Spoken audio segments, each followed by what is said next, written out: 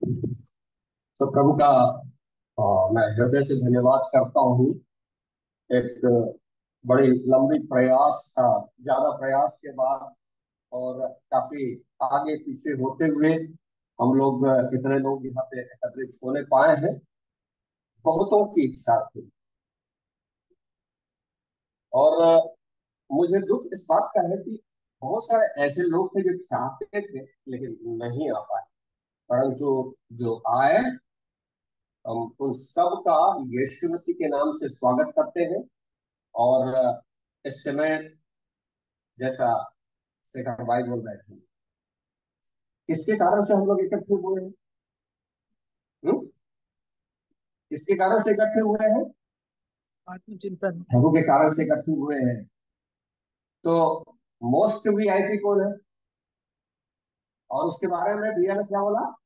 महाराज, सम्राट, राजा, कई राजाओं के ऊपर राज्य करने वाला क्या होता है? महाराजा। और उसका हम लोग इस समय स्वागत करेंगे। जितने लोग खड़े होके कर सकते हैं, क्योंकि जो बड़े लोग होते हैं ना उसके सामने तो खड़े होके करना पड़ता है। नहीं खड़े हो पाएंगे, हाँ हाँ पाएंगे तो आप बैठे बैठे कर सकते हैं। आइए हम उसका स्वागत करेंगे। और उसका स्वागत कैसे करेंगे? भजन संहिता उसका 47 अध्याय 1 और 2 पद पढ़ना रहेगा।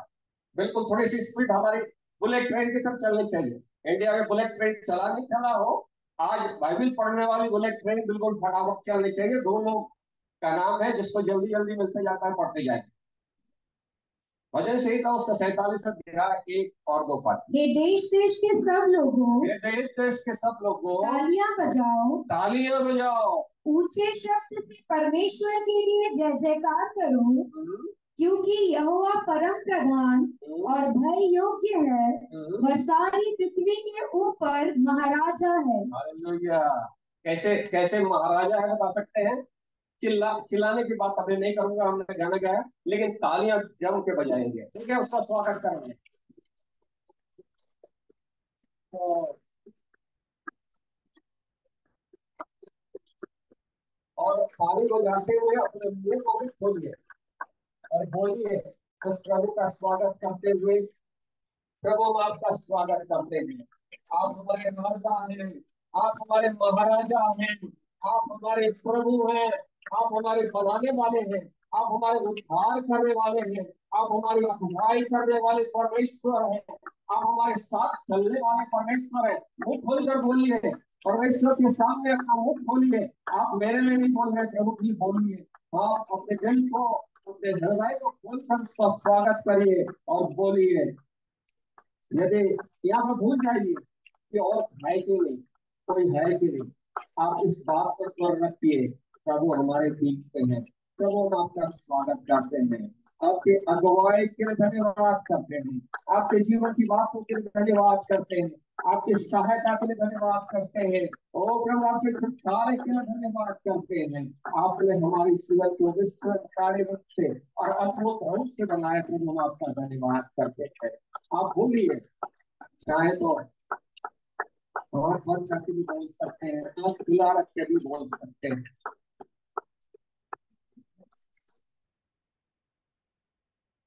धन्य है, धन्य है यहोवा परमेश्वर, धन्य है।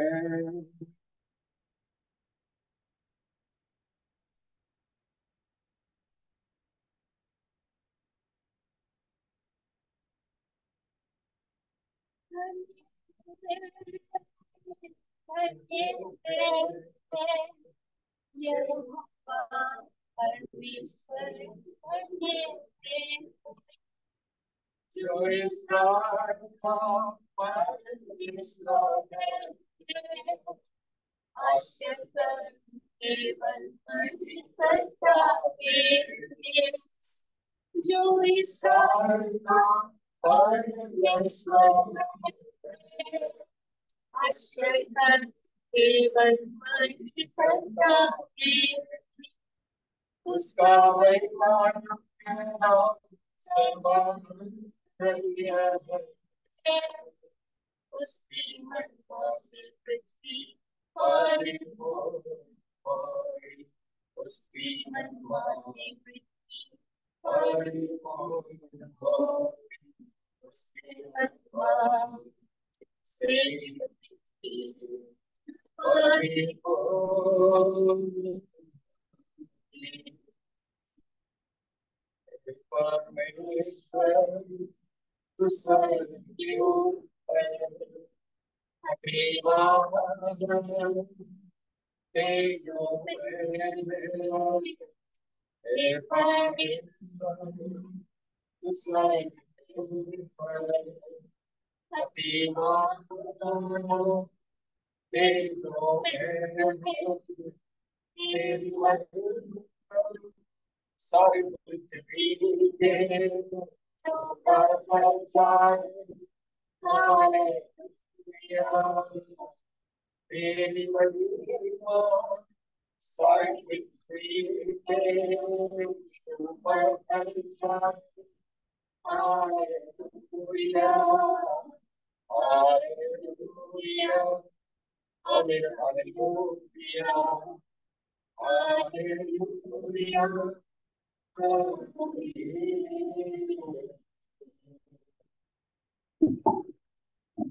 आपने क्या प्रार्थना की पता है? दाऊद आप वर्ष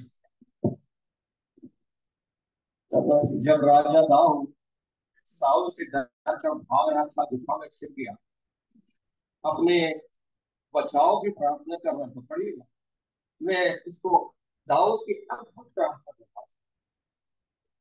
वो अपनी समस्या भूल गया जब परमेश्वर की उपस्थिति में 3 बार बोला, हे परमेश्वर तू जो स्वर्ग के ऊपर अति महान है, तेरी महिमा सारे पृथ्वी के ऊपर फैल जाए।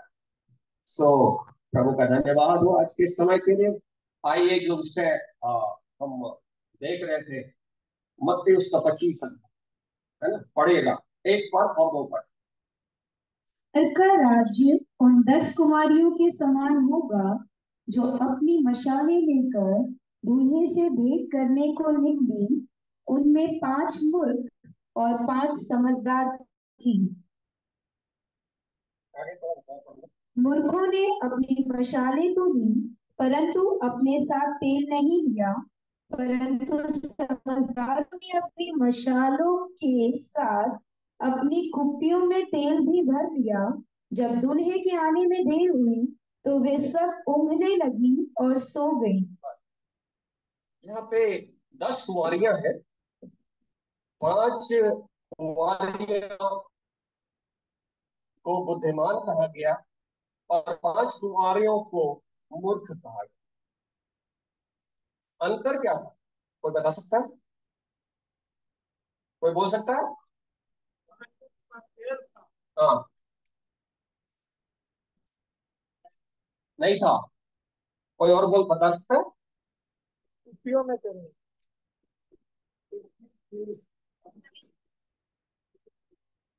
अमन भाई जो बोल रहे हैं ना, दिए में थोड़ा सा मसाल में तेल था।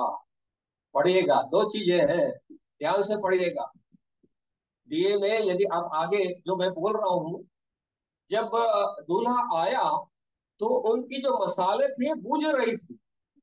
लिखा है ना, 10 के 10 है। 10 जब मसाले अपने जला रहे थे तो जो 5 बुद्धिमान थे उनके पास कुप्पियों में तेल था, इसलिए उनके दिए बुझे नहीं। ठीक है कुजूर भाई, सही बोल रहा हूं ना? अंतर क्या था? 10 के 10 कुंवारियां थी। 10 के पास क्या था? मसाले थी, और उनके मसालों में क्या था? तेल था। और कुप्पियां भी थी। 5 के पास कुप्पियों में तेल था और 5 के पास कुप्पियों में तेल नहीं। और मजे की बात, देर जब हुई तो 10 के 10 क्या करने लगी? घूमने लगी और सो भी गई। तो अंतर क्या हुआ? कुप्पियों में तेल नहीं। यदि जैसा अभी हम लोग गाना सुन रहे हैं, दूल्हा आने वाला है, हर जगह इस बात का प्रचार किया जा रहा है और जो परिस्थितियां हैं वो इस बात की ओर इंगित करती है कि हमारा जो प्रभु है, वो हमारा जो दूल्हा है, आने वाला है। टाइम फ्रेम के बारे में, समय काल के विषय में आज हम बात नहीं करेंगे। मेरे इस समय जो मुझे मौका मिला है, एक ही बात पे मैं आपके साथ कुछ बातों को बांटना चाहता हूँ। विषय लंबा है, मैं थोड़ा बहुत फास्ट जाऊंगा। आप लोग बाइबल पढ़ने वाले लोग हैं, कुछ बातों को इशारों में, क्या कहा जाता है, सब समझदार को इशारा काफी है। ठीक है, जिनको समझ में नहीं आएगा आप अपने लीडर्स को पूछ लीजिएगा। तो यहाँ पे हमारा जो प्रभु आने वाला है, समय काल की बात नहीं हो रही है। 3 जगह पे चर्चा है। ये जब दूल्हा आ रहा था, आने वाला था, खेत में 2 लोग काम कर रहे थे, एक उठा लिया गया, एक छोड़ दिया गया। कारण नहीं बताया गया। 2 लोग चक्की पीस रहे थे और एक उठा लिया गया, एक छोड़ दिया। कारण नहीं बताया। यहाँ पे 10 लोग थे, 5 लोग क्या हो गया, दूल्हे से मिल गए और 5 लोग छूट। ये जो वचन आता है ना, बुलाए हुए बहुत है, चुने हुए कम है ना। कितना कम है? 50%। मुझे जो समझ में आया, यदि किसी को और ज्यादा समझ में आया तो मेरे को बता दीजिए। 50% कम है, और 50% कम बहुत होता है, इसलिए बोलता है कम। क्यों कम है, उसका एक कारण आया है। कुंवारियां तो थी, मसाले भी थी, कुप्पियां भी थी, केवल एक ही कमी क्या हुई, तेल नहीं। कुप्पियों में तेल नहीं। तो हमारे लिए ये सोचने का विषय है। हम प्रभु के आने की जब हम तैयारी कर रहे हैं, तो जो आत्मचिंतन है ना, हमारी कुप्पियों में तेल है कि नहीं। कुंवारी किस बात को प्रकट करता है, उसके जीवन में अब वो एक जो स्त्री है, केवल अपने एक व्यक्ति के लिए उसका फोकस है, एक ही ओर केंद्रित है उसका ध्यान। तो मैं इस बात को विश्वास करता हूँ। हमारा हमारा जो फोकस है, हमारे जो ध्यान है, किसकी ओर है, प्रभु की ओर। हमारे पाप मिटा दिए गए यीशु के लहू के द्वारा, प्रभु ने हमें पवित्र कर दिया। सब के सब लोग के जीवन में हुआ। हमारी आत्मा जागृत हो गई। कुप्पी जो है ना, मसाले, उसमें आत्मा में तेल आया है। कुप्पी में तेल है कि कौन सी बात कह रहा है, यहाँ बोल रहा है जाओ भाई खरीद के लेके आओ। क्या बोल रहा है, क्या बता रहे हैं, 5 लोग जाके खरीद के लेके आओ। तो ये तेल कहां से आएगा? कोई बता सकता है तेल कहां से आएगा? पास फेल होने वाली बात नहीं, हम चर्चा कर रहे हैं। कोई बता सकता है?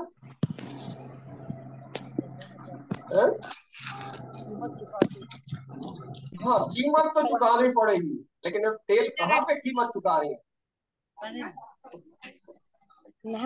चलिए देखिए, यदि प्रेरितों का उसका 2 अध्याय 1 पद में पढ़ेंगे, तो क्या क्या था, चेले लोग क्या किए थे, एक जगह इकट्ठे। किस बात को प्रकट करता है? पवित्र वो तो आत्मा के बारे में। अपन दिन में होती अपन नहीं में लगाते अपन जगह में आधा दिन पवित्र में आत्मा के बारे में इकट्ठे थे, पवित्र आत्मा आया। ठीक है, और पूरा हो गया क्या? नहीं हुआ। क्योंकि यदि आप 4 अध्याय में आगे देखेंगे, तो 4 अध्याय का 4 अध्याय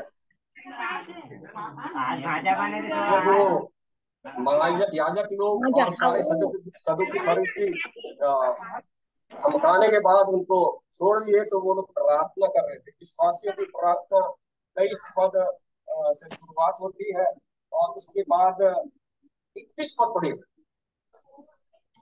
जब वे प्रार्थना कर चुके तो वह स्थान जहाँ वे इकट्ठे थे हिल गया। और फिर क्या हुआ? और वे सब पवित्र आत्मा से परिपूर्ण हो गए और पवित्र आत्मा से परिपूर्ण हो। पवित्र आत्मा से भरपूर। कैसे हो रहा था? सारे के सारे चेले थे, यीशु मसीह के साथ चल रहे थे, चले थे। कैसे भर रहे थे? इकट्ठे थे। तेल कहां से आएगा? इकट्ठे होने से। इकट्ठे होने से। और इकट्ठा होने के लिए कुछ बातों की जरूरत है, समझ रहे हैं ना? कुछ चीजों की कीमत चुकानी पड़ती। कुछ लोग पैसा लगा के आए ना, तब यहाँ पे इकट्ठे हुए। कुछ लोग अपने मन को तैयार किए, कुछ कुछ कामों को छोड़ा उन्होंने, अपना ध्यान और बातों को, ये कीमत चुकानी पड़ती। इकट्ठा होंगे तब भरेंगे। और इसीलिए हमारे जो इस आत्मचिंतन शिविर का मुख्य पद क्या है? थीम थीम वर्ड्स क्या है? प्यारी धन्यवाद और बात है, हैं? भाई लोग आपस में मिले रहे। वजन सही तक से। सही बोल रहे हैं अमन भाई, सही बोल रहे हैं। मेरी बात समझ में नहीं आ रही थी, कोई कुछ नहीं बोल रहा है। वजह सही था उसका 135। क्या ही भली और मनोहर बात है। भाई लोग आपस में मिले रहे। देखो, यह क्या ही भली और मनोहर बात है कि भाई लोग आपस में मिले रहे। यह तो उस उत्तम तेल के समान है। क्या बोल रहा है? यह तो उस उत्तम तेल के समान है। यहाँ पे तेल की बात आ रही है। आगे पढ़िए। जो हारून के सिर पर डाला गया था और उसकी दाढ़ी पर बहकर उसके वस्त्र की छोर तक पहुंच गया। यह हेर्मोन की उस ओस के समान है। रुको बेटा, एक मिनट आगे पढ़ेंगे। एक पद पढ़ने में कितने लोग खुश होते हैं बताइए? मैं तो खुश होता हूँ एक पद, और कई जगह, केवल यहीं की बात नहीं, कई प्लेटफॉर्म में लोगों को बोलते सुना, और एक पद बोल के खत्म कर। लेकिन एक पद को यदि आपको ठीक से समझना है तो 2 और 3 पद को भी ठीक से समझेंगे, तब एक पद का जो है ना, उसका जो वेटेज है, उसकी जो महत्ता है, उसका जो कहना चाहिए जो मूल है, उसको आप समझ। आज मैं यही बताना चाहता हूँ। या भाईचारे की एकता की बात हो रही है, बोलता है क्या ही भली और मनोहर। इंग्लिश में बोलता है गुड एंड प्लेजेंट। मनोहर में कई बार केवल देखने से ठीक लगता है, लेकिन यहाँ जो प्लेजेंट की बात है वो केवल लुक की बात नहीं, फील हो सकता है इन टोटालिटी, पूरी रीति से, टेस्ट में भी हो सकता है। इसकी बात हो रही है। क्या भली और मनोहर बात प्रभु बोल रहा है? क्या कौन सी बात भली और मनोहर है? कि भाई लोग आपस में जब मिले रहेंगे तभी इकट्ठा हो। आपने कभी देखा जो लोग नहीं, जो भाई लोग मिले नहीं रहते हैं, वो लोग इकट्ठा होते हैं? हो सकता है नाम मात्र के दिखावे तो हो सकते हैं, लेकिन असली में अंदर से जो दिल से इकट्ठा होते हैं, कब मिलते हैं, कब कब इकट्ठा होते हैं? जब मिले। क्या बोल रहा है प्रभु? भला भी है और भला भी है और प्रसन्न कर। किन भाइयों की चर्चा कर रहा हूं मैं? थोड़ा फास्ट जा रहा हूं। इब्रानी उसका 2 अध्याय खोल लीजिएगा, शायद 11 पद से पढ़ना।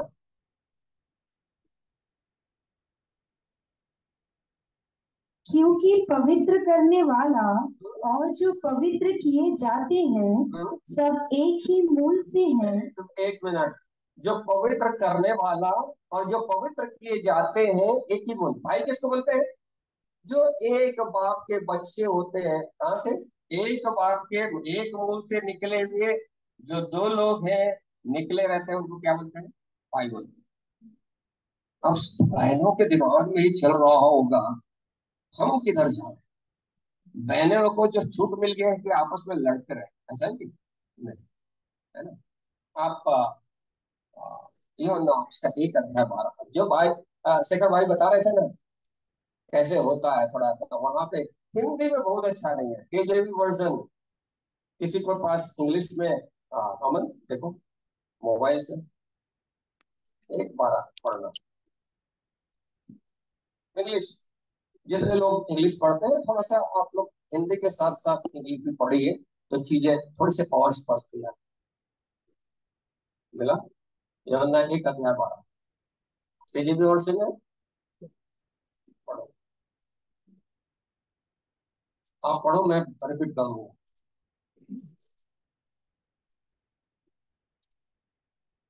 मिला? But as many as received him, As many as received him, to them gave he power to become the sons of God. क्या बोल रहा है यहाँ पे? बोल रहा है पद दिया, नहीं बोल रहा है पावर। जो बात शेखर भाई बोल रहे थे ना, power to become sons of God. क्या बोल रहा है यहाँ पे? एक्चुअली हिंदी में जो संतान है वो उतना क्लियर नहीं है। क्या बोल रहा है यहाँ पे? Sons of God. परमेश्वर के राज्य में लिंग भेद नहीं है। परमेश्वर के राज्य में, इसलिए मत्ती 22 अध्याय में पूछने लगे स्वर्ग में जाएगा तो किसकी पत्नी होगी? वहां बोला कोई शादी ब्याह नहीं होगा, क्योंकि वहां पे लिंग भेद नहीं है, क्योंकि वो आत्मा की जगत है, आत्मा का जगत है। अभी कल हम बात कर रहे थे तो पास्टर जी बोल रहे थे कलीसिया जो है ना, ये किंगडम ऑफ गॉड है, परमेश्वर का राज्य। यहाँ पे क्या चलता है? यहाँ पे लिंग भेद नहीं है। परमेश्वर के राज्य में लिंग भेद नहीं है, केवल पुत्र है। आप जितने भी आप जहां जहां भी आया है आप देखिएगा। इसको हम थोड़ा सा और अच्छे से समझेंगे। गलातियों उसका 4 अध्याय, गलातियों उसका 4 अध्याय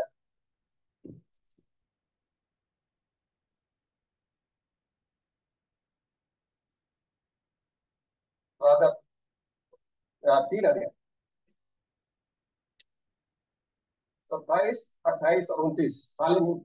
और तुम में से जितनों ने मसीह में बपतिस्मा लिया है, तुम में से जितनों ने, चाहे वो पुरुष हो चाहे स्त्री हो, और बपतिस्मा लिया, उन्होंने मसीह को पहन लिया है। उन्होंने मसीह को पहन लिया। अब न कोई यहूदी रहा और न यूनानी, न कोई दास न स्वतंत्र, न कोई नर न नारी, क्योंकि तुम सब मसीह यीशु में एक हो। क्या बोल रहा है? क्या बोल रहा है? सारा भेद खत्म कर दिया प्रभु ने नर और नारी का। इसलिए पहले भी प्रभु के राज्य में क्या है, वहां पे जाएंगे तो सब क्या होंगे? भाई भाई, है ना? सब भाई भाई है। सारे भाइयों की प्रभु के राज्य में एकता की बात हुई। वापस आ जाए भजन संहिता उसका 135 अध्याय। क्या बोल रहा है? जब मिल रहे हैं तो क्या बोलता है? यह उस उत्तम तेल के समान है जो हारून के सर पे उंडेला। आप यदि निर्गमन उसका उस पर पूरा नहीं पढ़ेंगे, 29-30 अध्याय पढ़ेंगे, तो मैं थोड़ा स्पीड से जा रहा हूँ। आप वहां पे देखेंगे कि परमेश्वर ने मूसा से कहा कि अभिषेक का तेल बनाना, और हारून के और उसके पुत्रों को महायाजक की सेवा के लिए क्या करना? तैयार। हारून कौन था? हारून वो व्यक्ति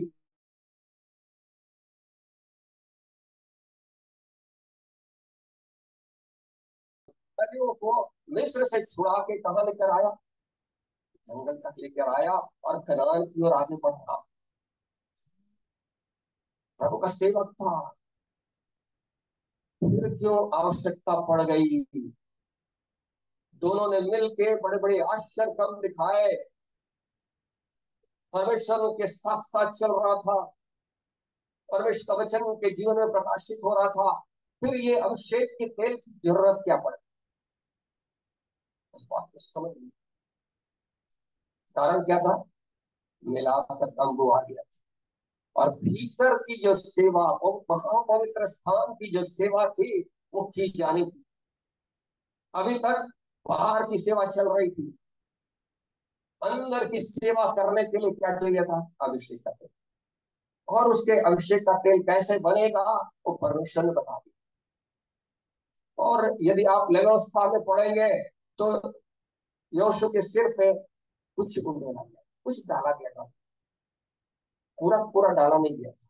लेकिन यहाँ पे एक अध्याय एक पद में बोल रहे हैं भजन संहिता 135 में, सिर पे डाला गया, सिर पे बहते बहते कहा वस्त्र की छोड़ कर। ये जो है ना गमछा बांध के जो है ना अंदर की सेवा नहीं कर रहा। यदि आप पूरा निर्गमन को पढ़ेंगे या व्यवस्था को पढ़ेंगे तो देखेंगे हारून को ऐसा वस्त्र पहनाया गया था तो उसका पूरा पूरा बॉडी जो है ना, उसका पूरा शरीर जो है पूरा कवर था। और बाल और दाढ़ी के साथ कितनी मात्रा में, यहाँ जो चर्चा एक पद में है, कितनी कितना तेल डाला गया होगा कि सिर पे डाल के कहा वस्त्र की छोड़ कर। घेरे वाला वस्त्र था, पूरा वस्त्र भीगने के बाद पैर तक पहुंचा होता है, बह गया होता है। इतना तेल कहां से आया है? कहां से आता है?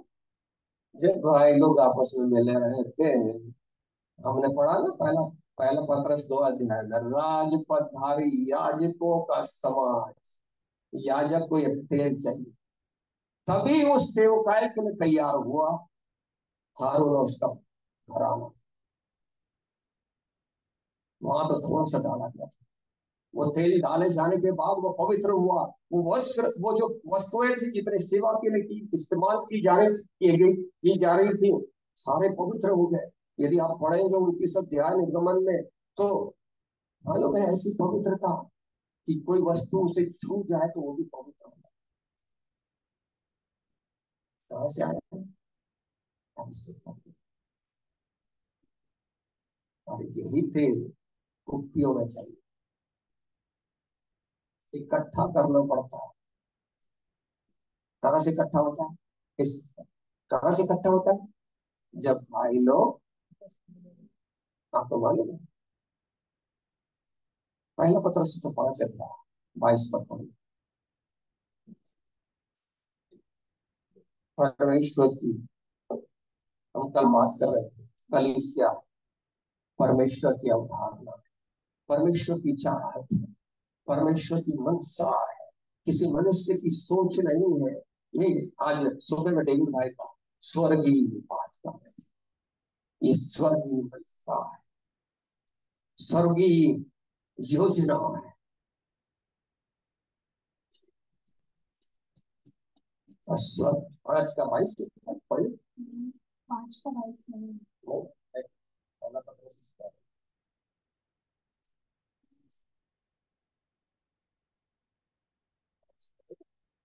एक अध्याय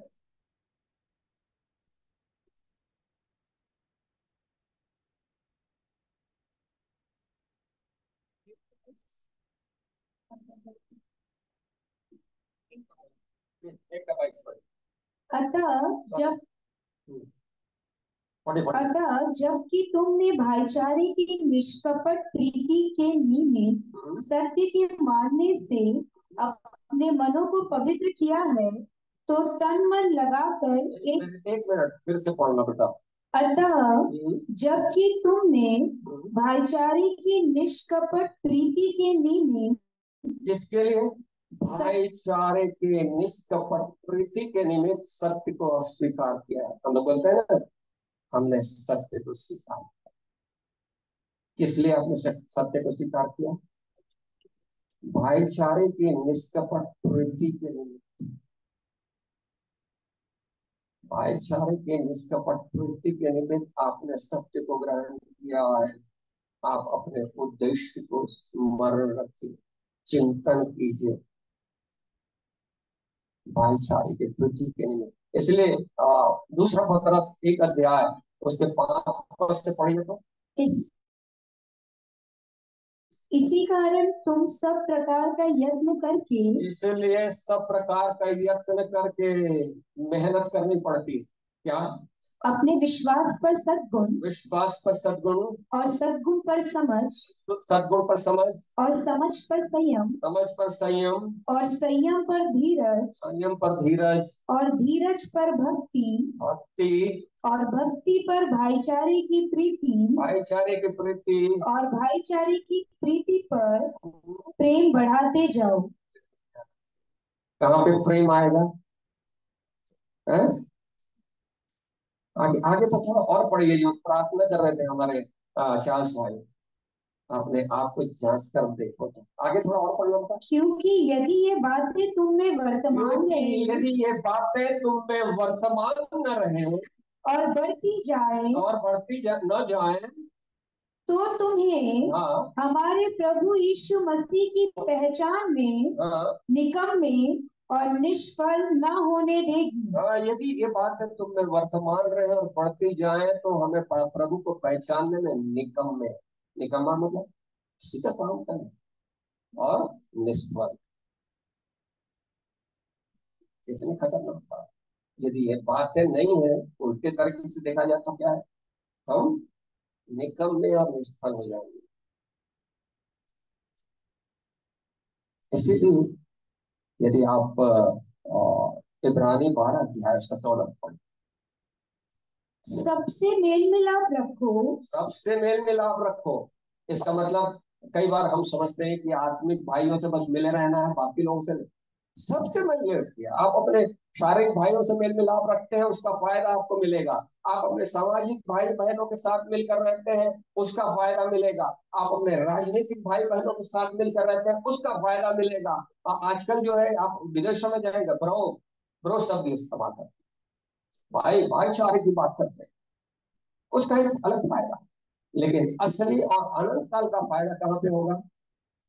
जब आत्मा में, इब्रानी 2 अध्याय, फिर से 2 अध्याय 12-11 पद पढ़ो। कौन से भाइयों की चर्चा है? जो पवित्र किए जा करने वाला और जो पवित्र किए जाते हैं एक ही मूल के हैं। कौन सा मूल है? परमेश्वर का। आगे, क्योंकि पवित्र करने वाला और जो पवित्र किए जाते हैं सब एक ही मूल से हैं। इसी कारण वह उन्हें भाई कहने से नहीं लजाता। किनसे भाई कहने से नहीं लजाता? जो पवित्र किए जाते हैं। यीशु मसीह आपको भाई बोलता है। और ये हम कहां से हैं? इसको समझिए, इसको समझिए। यूहन्ना 17 अध्याय,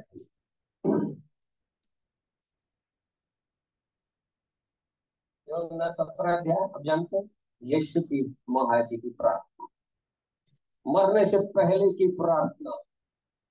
उसमें 1 से लेकर 6 पद तक अपने लिए प्रार्थना किया, 6 पद से आखिरी पद तक केवल चेलों के लिए प्रार्थना करनी। 3 बार प्रार्थना किया। थोड़ा पढ़ेंगे, पढ़ना 6 पद के बाद वाला पढ़ना। मैंने तेरा नाम उन मनुष्यों पर प्रकट किया है जिन्हें तूने जगत में से मुझे दिया, वे तेरे थे। क्या बोल रहा है? मैंने तेरा जो यीशु मसीह के चेले थे, यीशु मसीह क्या बोल रहा है? मेरे नहीं बोल रहा है वो। मैंने कहूँ बहुत सारे सेवकों को बोलते सुना है, ये तो मेरा चेला है। यीशु मसीह क्या बोल रहा है? क्या बोल रहा है? जिन्हें तूने जगत में से मुझे दिया, वो तेरे है बोल रहा है। यीशु मसीह, उसको पता है कि मैं तो पिता का हूं। और जो प्रभु के पास आते हैं वो किसके हैं? परमेश्वर के। इसलिए मसीह जीवन, आप इस बात को समझ लीजिए, मसीह जीवन परमेश्वर और परमेश्वर के लोगों के साथ संबंध रखता है। Christianity is nothing but to have relationship with God and His people. केवल परमेश्वर के साथ संबंध रखने से काम नहीं चलेगा। आगे थोड़ा पढ़िए। मैंने तेरा नाम उन मनुष्यों पर प्रकट किया है, मैंने तेरा नाम उन मनुष्यों पर प्रकट कर दिया जिन्हें तूने जगत में से मुझे दिया। हाँ, कौन दिया? इस बात को जानता था यीशु मसीह। आगे, वे तेरे थे वे तेरे थे और तूने उन्हें मुझे दिया तूने मुझे उन्हें दिया है और उन्होंने तेरे वचन को मान लिया है। जिन्होंने क्या किया, तेरे वचन को आगे बढ़ो। अब वे जान गए हैं कि जो कुछ तूने मुझे दिया है वह सब तेरी ओर से है, क्योंकि जो वचन तूने मुझे दिए मैंने उन्हें उनको पहुंचा दिए और उन्होंने उनको ग्रहण किया और सच सच जान लिया है कि मैं तेरी ओर से आया हूँ और विश्वास कर लिया है कि तू ही ने मुझे भेजा।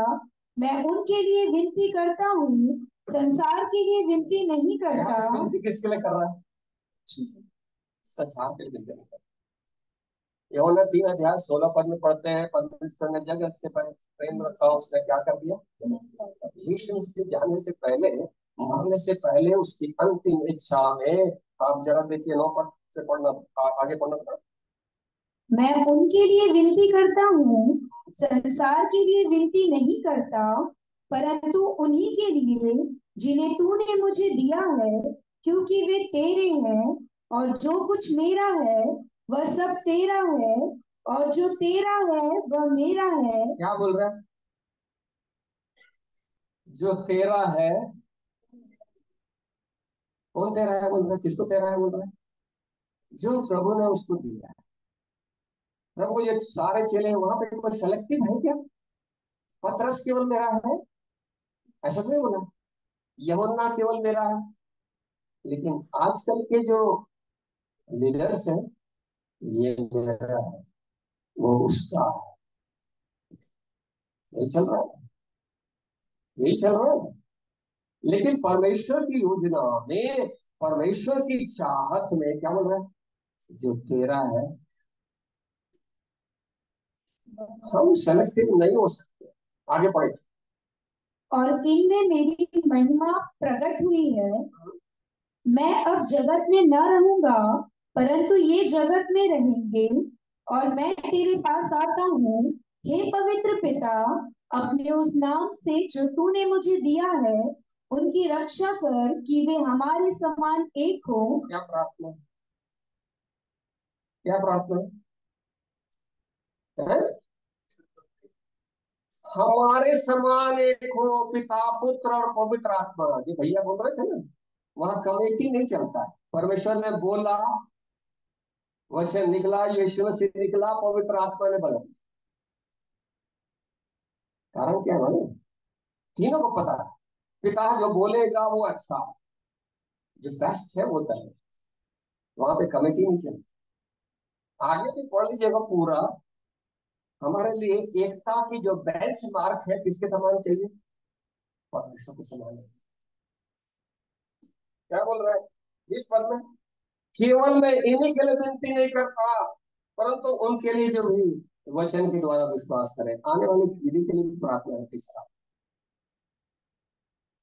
कितना इंपॉर्टेंट है, कितना महत्वपूर्ण है कि यीशु मसीह के जो अंतिम प्रार्थना है, मरने से पहले उसकी जो इच्छा है, क्या?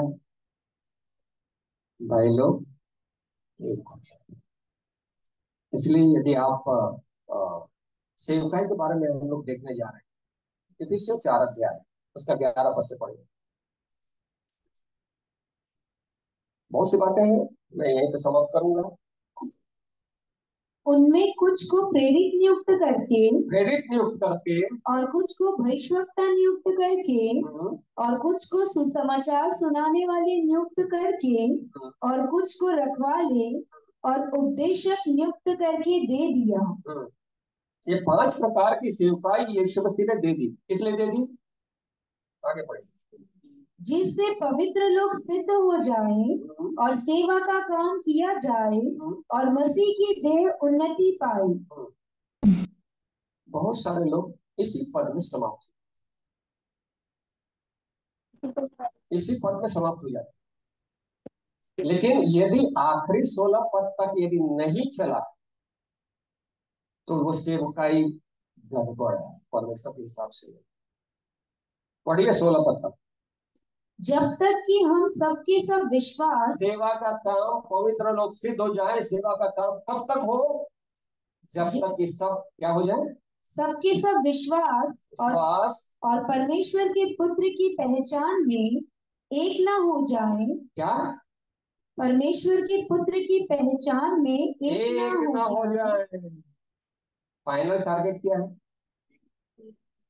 इसीलिए यदि कोई अपने आप को प्रेरित, आवश्यकता, सुसमाचार सुनाने वाला, उपदेशक, पास्टर, रखवाले कहलाता है, उसकी सेवा का टारगेट प्रभु के लोगों की एकता की नहीं है, तो वो परमेश्वर के लाइन में काम नहीं कर रहा। परमेश्वर की जो डिजाइन है, परमेश्वर की चाहत की लाइन में काम नहीं कर रहा। आखिरी यदि आप पढ़ेंगे, क्या बोल रहे हैं? 16 पर पढ़ना था। जिससे सारी देह हर एक जोड़ की सहायता से एक साथ मिलकर और एक साथ गठकर उस प्रभाव के अनुसार जो हर एक अंग के ठीक ठीक कार्य करने के द्वारा उसमें होता है, अपने आप को बढ़ाती है कि वह प्रेम में उन्नति करती जाए। किसमें उन्नति करे? आपकी सेवकाई, लोगों की सेवकाई का अंतिम बिंदु यदि ये नहीं है, तो मैं इसको एक छोटे से उदाहरण के द्वारा समझाना चाहता हूँ। आपने किसी को खाना बनाने का या सब्जी बनाने का जिम्मेदारी दे दी। उस व्यक्ति ने सब्जी खरीद के लाया, बढ़िया वाली सब्जी खरीद के लाया, ठीक है, उसको बढ़िया से धोया, उसको तैयार किया, और उसके बाद छोड़ दो। आप उस सब्जी को खाओगे या उस व्यक्ति से खुश होगे? मान लो उसने जो है ना कढ़ाई गर्म करके जो है उसमें तेल डाल के डाल दिया, क्या वो तैयार हुआ? फाइनल तक आना है। सेवकाई का जो केंद्र बिंदु या जो नियति है या फाइनल रिजल्ट है, कलीसिया एकता होना। और कैसी एकता चाहिए, मैं पुराने नियम से दो लोगों का जिक्र करूंगा। इब्राहिम लूत को लेकर चला, सबको पता है, मैं भूलवाऊंगा। उनके पास धन संपत्ति हो गई, उनके चरवाहों के बीच में झगड़ा हुआ। इब्राहिम ने क्या बोला? आजकल के इब्राहिम होता तो क्या बोलते हैं? लूत, तेरे चरवाहों की हिम्मत कैसे हुई मेरे चरवाहों के साथ झगड़ा कर? तेरे पता है, मैं तेरे को लेके आया, तेरे से परमेश्वर बात नहीं किया था, परमेश्वर मेरे को बोला था, हिम्मत कैसे दी? आजकल के इब्राहिम होते बोलते पीछे लौट जा, ये वाला देश मेरे को दिया है। ठीक है, इब्राहिम को जरा देखिए क्या बोलता है। हम तो भाई बंधु हैं, हमारे बीच में झगड़ा होने लगा। अब क्या क्या मालूम उसने? लूत को बोला तेरे को जो अच्छा जगह चाहिए वो। क्या बोला? आजकल के इब्राहिम होता तो किनारे हट जा, इधर बिल्कुल दिखाई नहीं देता। लेकिन ये इब्राहिम जो है ना, क्या करता है? किनारे हो जाओ, अच्छी जगह में भेज दिया। झगड़ा होने के बाद भी उसने अपना संबंध खत्म नहीं किया। क्या किया था मालूम है आपको? जान की बाजी लगाकर लूट को युद्ध करके छुड़ा के लेके आया। केवल यहीं तक नहीं रुका इब्राहिम। जब उसको पता चला सदोम और अमोरा में लूट रहता है, वहां पे अभी आने वाला है मध्यस्थता की बातें करने लगा संदूकों से। और यही मध्यस्थता की प्रार्थना लूट के जीवन को बचा। क्यों क्या पता है आपको? आपको भेद की बात बता रहा हूँ। वो नहीं चाहता था इब्राहिम कि लूत परमेश्वर की योजना से बाहर हो जाए।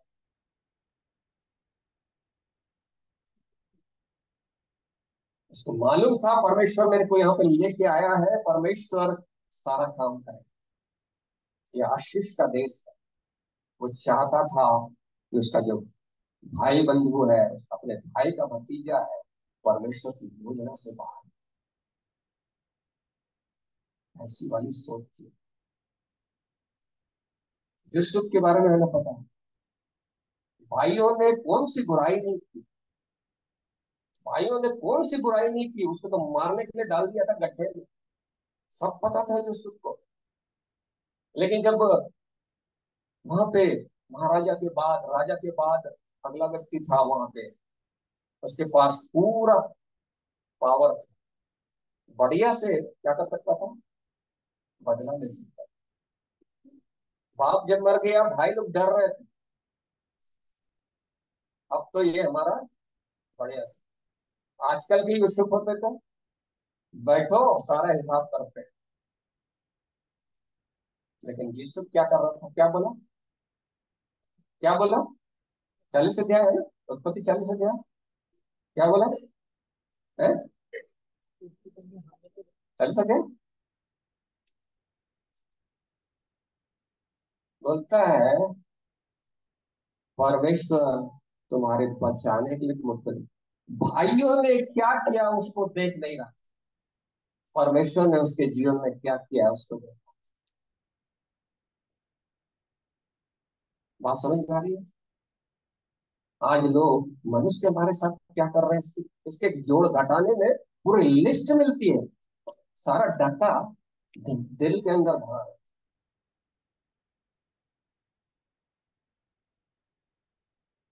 बात समझ में आ रही है।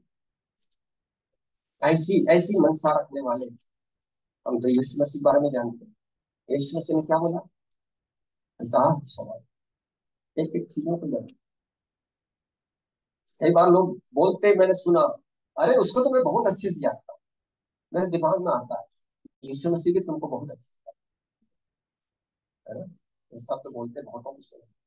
यीशु मसीह तुमको जितना तुम दूसरे के बारे में जानते हो ना, तुम्हारे लोग उससे ज्यादा जानते हो। हम लोगों के हिसाब किताब को देखा एक तरफ, परमेश्वर के हिसाब किताब को, परमेश्वर के कामों को देखते हैं। पौलुस बोलता है 9 अध्याय रोमी में, मैं भले ही स्थापित हो जाता मेरे भाई लोग बच जाए, ऐसे लोग चाहिए प्रभु। कारण क्या बोले, ये है परमेश्वर के जैसा बनना। परमेश्वर के दिमाग में आपको बहुत अच्छे से जानता है, हम सबको अच्छे से जानता है, फिर भी प्रेम करता है। एक एक हिसाब किताब का प्रभु हमारी सहायता करें। परमेश्वर के डिजाइन में आप तैयार होना चाहते हैं, वो तेल यदि आपको चाहिए, भाईचारे की कृति, विपरीत परिस्थितियों में भी इब्राहिम और यूसुफ अपने आप में एक पैमाना, भाईचारे की कृति बने रहे। जब हम इकट्ठे होंगे, इसलिए जो इब्रानी 12 अध्याय 14, उसके बिना उस पवित्रता की खोज करो। कौन सी पवित्रता, वो इकट्ठा है, जब भाई लोग इकट्ठे होते हैं तेल भरा जाता है, एक तेल से। वो 5 कुंवारियां, उन्होंने अपने मसाले को जला ली, मूर्ख वाले, उन्होंने परमेश्वर के लोगों के साथ अपने संबंध के पास विषय में चौकन्ने नहीं। परमेश्वर के साथ उनका संबंध अच्छा था, परमेश्वर के लोगों के साथ जो संबंध है, उसके द्वारा जो कुप्पी भरी जानी थी, उसके विषय में चौकन्ने। तेल आए, कहां से आएगा, जब भाई लोग आपस में। हेर्मोन की जो पहाड़ी है उसके विषय में थोड़ा सा बताऊंगा। ये जो हेर्मोन की पहाड़ी है, इसराइल के देश में सबसे ऊंची पहाड़ी, और उसके तलछट से यरदन नदी निकलती है, और उसके बाद उस यरदन नदी के निकलने के बाद गलील का जो झील है भरता है, और उसके बाद फिर बाहर निकल के यरदन की नदी आगे बढ़ती है तो मृत सागर में। जितने लोग इसराइल देश में गए हैं, आप जॉर्डन की तरफ से घुसेंगे तो एकदम बिल्कुल सन्नाटा है, बिल्कुल ऐसा लगता है कि बंजर है। इसराइल में जब घुसेंगे तो ऐसा लगता है कि अदन की वाटिका में रहे, कोई वाटिका में रहे। उसके बाद बाहर निकलिए दूसरी तरफ आप जाइए, फिर बंजर, मरुस्थल के बीच में हरियाली। उसका कारण क्या है पता है आपको, ये यरदन नदी और गलील का जो झील है, ये लाइफ लाइन, वहां की उपज का, वहां की जीवन संचालित होने का आधार है। कहां से निकला, हेर्मोन की तलहट, पहाड़ की तलहट से निकलती है। और इसके बारे में आप थोड़ा गूगल कर लीजिएगा। ये पहाड़ ऐसा पहाड़ है जहां पे उस क्षेत्र में सबसे ज्यादा जब गर्मी रहती है, हाईएस्ट टेम्परेचर, ओस गिरता है। नेचुरली, प्राकृतिक रूप से जब तापमान हो तो उस समय ओस नहीं गिर सकता। आप गूगल कर लीजिए।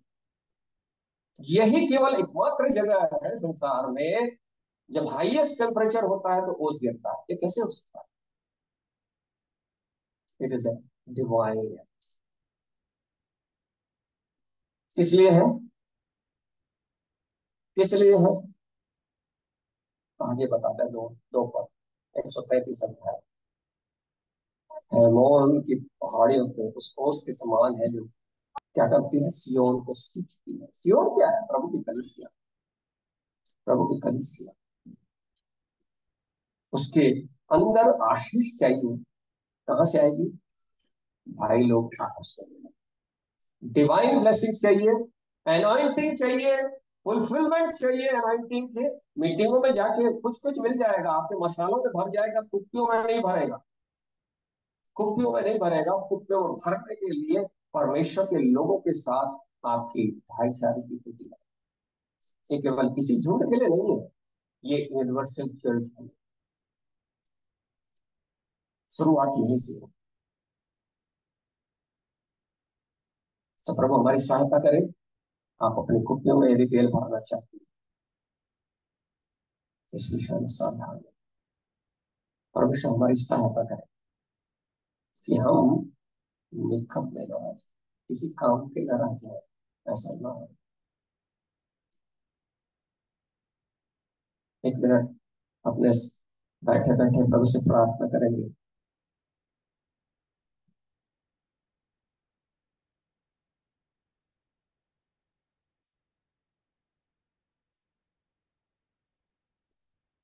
अपने आप को समर्पित करेंगे। प्रभु, आपने मेरे जीवन को बचाया, आपने मुझे पवित्र किया,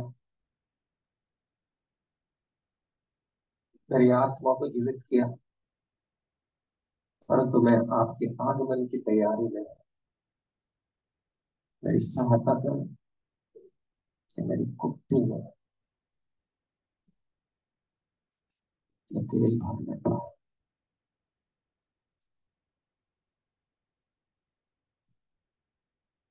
ये आपके व्यक्तिगत जीवन के लिए महत्वपूर्ण बात है। हमने बहुत सारी बातों को छोड़ा है, कई चीजों के लिए कीमत चुकाई है। सामाजिक बहिष्कार का, मित्रों के साथ संबंध का, परिवार के साथ संबंध का कीमत चुकाई है।